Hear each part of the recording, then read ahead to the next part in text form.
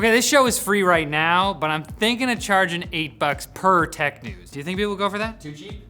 Per tech news though? Too cheap, it's not premium. There's a lot of value here. The Middle East / North Africa divisions of Nvidia, AMD, and various other PC hardware companies are facing user backlash over their alleged mistreatment of tech reviewers. Mustafa of YouTube channel Tech Quotes showed screenshots of messages with Zotac and Nvidia representatives demanding that he remove a critical review.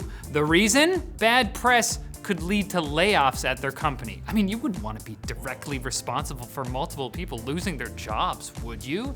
All on you, just for bashing a graphics card? Do the right thing, buddy. Meanwhile, Gigabyte wanted them to remove the name of a competing company and place favorable Call of Duty benchmarks ahead of other graphs in the video. Asus was upset that their review was posted after Gigabyte's, and AMD is just entirely refusing to send review samples. Are these even sponsored videos? No, although I don't know if AMD refusing to send is just mistreatment or just them wanting to stay out of it. So many problems could be solved by just not tweeting, especially right now. The allegations only seem to affect the Middle Eastern divisions of these companies. Mustafa himself is in Egypt, so it's unclear if any of these alleged actions took place at the behest of management further up the line. Mustafa did claim that other tech reviewers also deal with this kind of thing, but they're scared to call it out until they have their own WAN show with blackjack and hot takes. I like that joke. Elon Musk, or the new Twitter complaint hotline operator, has spoken up about a slew of measures to decrease Twitter's reliance on advertising and help it start to pay down the enormous debt that was generated by its acquisition by Musk. Ads can be amazing if done right. Elon is considering giving users the ability to paywall video content. Elon feet pics, when? Which we could see as early as later this month. Finally, the feet pics, I've been waiting. It looks like this would be an a la carte option where potential viewers could pay per video, so it may open up Twitter as a platform for direct streaming of premium content. This is OnlyFans, that's what. Outside of this, Elon has clarified that a Twitter Blue subscription would be only $8 per month, not $20, much more reasonable, in exchange for a blue checkmark, priority in replies, and half as many ads. But wait, how do we verify users then? See, okay. I'm Riley.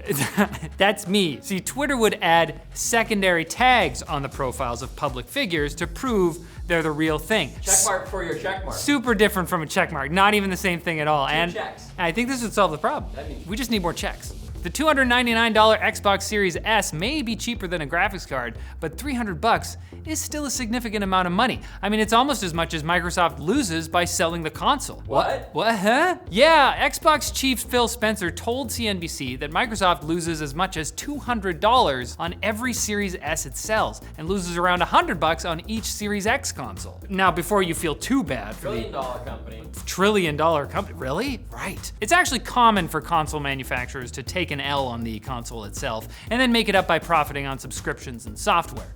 But the reason this is relatively big news is because Sony and Nintendo have recently found ways for their own consoles to be profitable by themselves, or at least break even.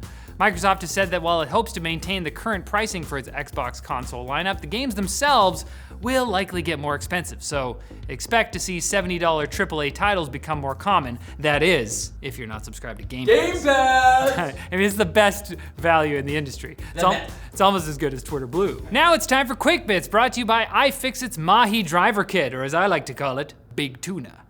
The Mahi includes iFixit's 1/4-inch aluminum screwdriver handle with a magnetic bit socket, knurled grip, and swivel top, and it comes with 48 steel driver bits. Using data from thousands of repair guides, iFixit included only the most helpful bits, including standard Phillips and flathead to spanners, squares, and splines. Apparently those are Quick Bits. Head to iFixit.com/techlinked and upgrade your toolbox with iFixit's Mahi Driver Kit for $34.99. Sony's long-awaited PSVR2 headset will finally be coming out on February 22nd, but unfortunately, it's going to cost an eye-watering $550.